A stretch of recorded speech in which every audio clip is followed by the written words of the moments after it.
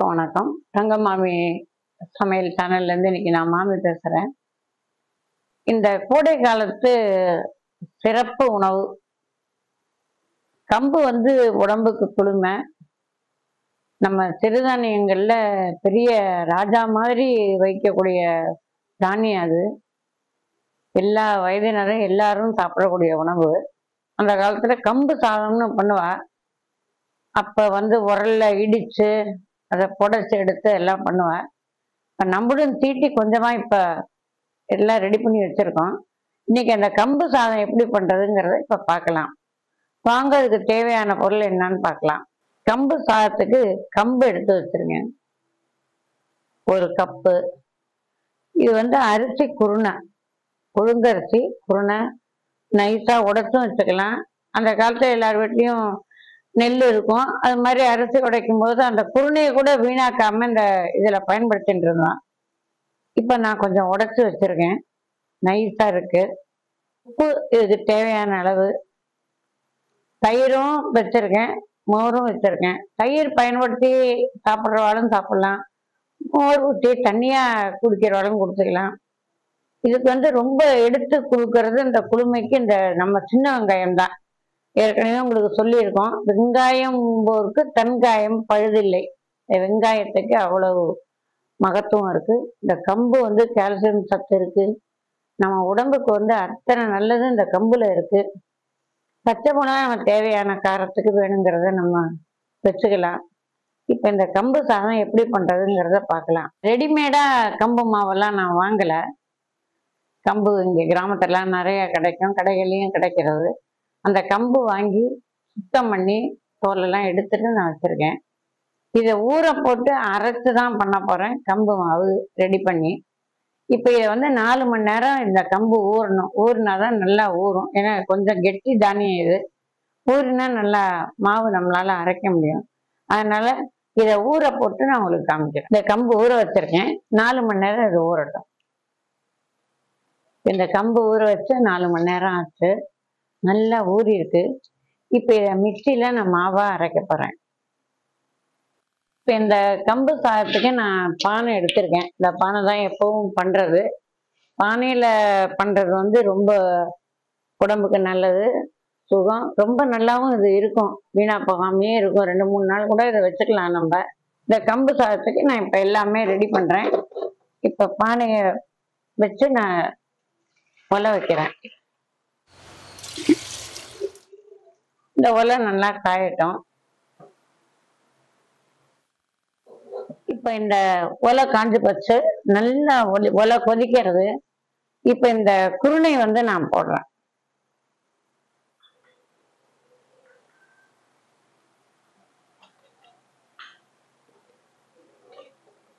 எப்பவுமே நம்ம குருணையை முன்னாடி போட்டுடலாம். ஏன்னா கம்பு நம்ம மாவு தான். குருணை அரை வேக்காடு பாதி நல்லா வெந்து போயிடும் நமக்கு. இந்த அரிசி குருணை நல்லா வேகட்டும். அதுக்குள்ளேயே நம்ம ஊற வச்ச கம்பு அரைச்சுக்கலாம்.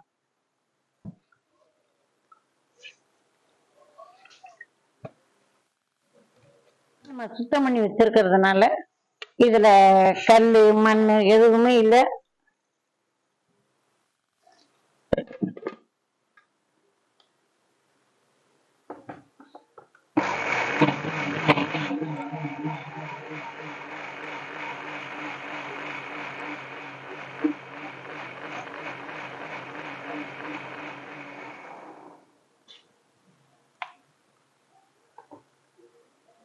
இப்ப இந்த கம்பு நல்லா அரைச்சிட்டோம். இதை நான் மண் சட்டியில மாத்திக்கிறேன்.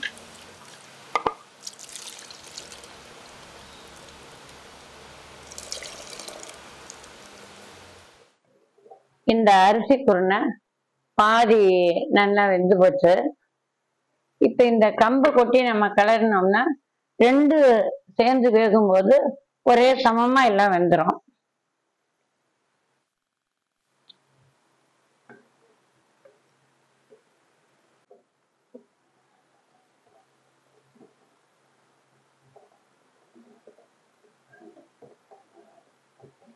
இப்ப இந்த கம்பு அரைச்சதும் குருணையும் 2 ஒண்ணா போட்டிருக்கோம். வேகிறது ரெண்டும்.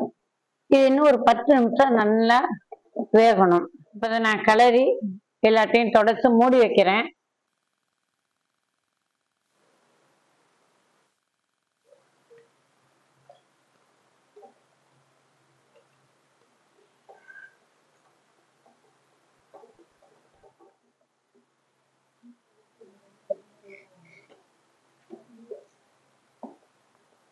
இப்போ இந்த கம்பு சாதம் பாருங்க, அழகா எல்லாம் ஒண்ணா நல்லா வெந்து போச்சு. இப்போ உடனே சாப்பிட்றவா உப்பு வேணுங்கிறவா இதில் உப்பு போட்டுக்கலாம். உப்பு வேண்டாம் நம்ம சாப்பாட்டில் போட்டுக்கலான்னா அது மாதிரியும் போட்டுக்கலாம். உப்பு போட்டு வச்சா ரொம்ப புளிச்சு போயிடும். அதனால உப்பு தேவையானப்ப நம்ம தேவையான அளவு போட்டுக்கலாம். இப்போ இதை எப்படியே மூடி வைக்கிறேன். ஆற விட்டு நான் இதை உருண்டை போட்டு காமிக்கிறேன். இந்த கம்பு சாதம் இப்போ நல்லா ஆறிப்பச்சு.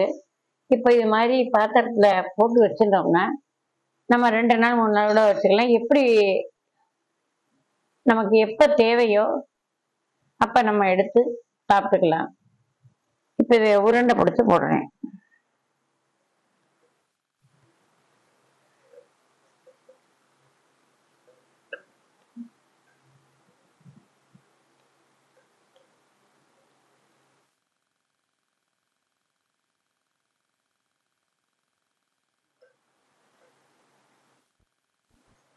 இந்த மாதிரி நீங்கள் நல்ல தண்ணியை பாத்திரத்தில் வச்சுட்டு இது மாதிரி உருட்டி உருட்டி இதில் போட்டுக்கலாம். ஒவ்வொரு உருண்டை 2 உருண்டை எது வேணுமோ அதை நம்ம கெட்டி தயிர், வெங்காயம் தொட்டுக்க நல்லா இருக்கும், ஊறுகாய், மோர் மிளகாய் எல்லாமே இதுக்கு நல்லா இருக்கும். பச்சை மிளகாய் நல்லா இருக்கும். மோர் வேணும்னா மோரில் நம்ம கரைச்சி குடிச்சுக்கலாம். சாதமாக வேணுன்னா தயிர் போட்டு சாப்பிட்டுக்கலாம். எல்லா உருண்டையும் உருட்டிட்டு உங்களுக்கு காமிக்கிறேன். இந்த கோடைக்கால மிகச்சிறப்பு உணவு ரெடி ஆயிடுச்சு. வயிற்றுக்குள்ள அப்படியே போகும்போதே வயிறு எல்லாமே ஒரு ஜில்லிப்பு தன்மையை கொடுக்கும். இந்த வெயிலினுடைய சூடு நம்மளை தாக்காது. இந்த கம்பு சாதம் உருண்டை இப்படி உருட்டி போட்டிருக்கேன். இது கரையாது, இப்படியே இருக்கும். 2 நாள் ஆனாலும் எடுத்து நம்ம ஒரு பாத்திரத்தில் தேவையான அளவு போட்டு கரைச்சி மோர் வேணா மோர் ஊற்றிக்கலாம். தயிர் வேணா கெட்டியாக பவுலில் போட்டு நம்ம சாப்பிட்றதா இருந்தாலும் சாப்பிடலாம். இதுக்கு சின்ன வெங்காயம் பச்சையாக நறுக்கி வச்சுருக்கேன். துவையில் அரைச்சி வச்சுருக்கு. லைட்டாக பச்சை மிளகாய் காரம் தேவைப்பட்டால் போட்டுக்கலாம். ஊறுகாய், உப்பு, கொத்தரை வத்தல், மோர் மிளகாய், இந்த உப்பு நார்த்தங்காய், உப்பு போட்டு காய வச்சிருக்கு. உப்பு நார்த்தங்காய் எல்லாம் இருக்கு. உங்களுக்கு எது விருப்பமோ அதை பண்ணி நீங்கள் சமயம் கிடைக்கும் போதெல்லாம் இதை நீங்கள் வாரத்தில் 1 நாள் 2 நாள் இதை பண்ணி எல்லாருக்குமா குடும்பத்தில் சாப்பிட கொடுக்கறது மிகச்சிறந்த உணவு. இப்போ நான் அந்த உருண்டையை கரைச்சி காமிக்கிறேன். 2 உருண்டை போட்டிருக்கேன். நீராகாரம் இருந்தால் அதில் கரைச்சா இன்னும் நல்லா இருக்கும். இப்போ இந்த தண்ணியை நம்ம வேஸ்ட் பண்ணாமல் இதையே நம்ம ஊற்றிக்கலாம். இதுவும் லேசான புளிப்போட இந்த தண்ணி இருக்கும்.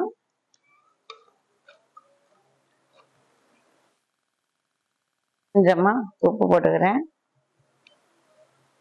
கொஞ்சோண்டு பச்சை மிளகாய், பச்சை சின்ன வெங்காயம், ரொம்ப நமக்கு குளுமையை கொடுக்கறது இந்த சின்ன வெங்காயம். இப்போ நான் வீட்லேயே ஊற்றுறேன் கெட்டி தயிர்.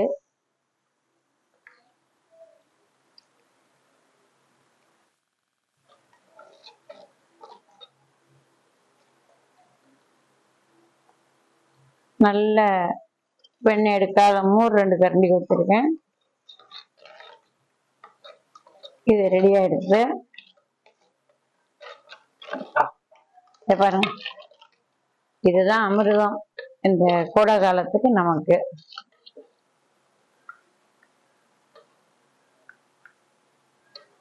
ரெடி ஆயிடுச்சு. மிளகாய் இருக்கு, எல்லாம் இருக்கு. எல்லாரும் வாங்க, இந்த கம்பங்கூழ் குடிக்கலாம். எல்லாரும் இந்த கம்ப சாதம் வீட்டில் பண்ணி பாருங்க. பார்த்துட்டு கமெண்ட் பாக்ஸில் கமெண்ட் பண்ணுங்க. தங்கமாமி சமையலை சப்ஸ்கிரைப் பண்ணுங்க. அடுத்த ஒரு நல்ல ரெசிபியோடு உங்களை எல்லாரையும் சந்திக்கிறேன். எல்லாருக்கும் வாழ்த்துக்கள். நன்றி, வணக்கம்.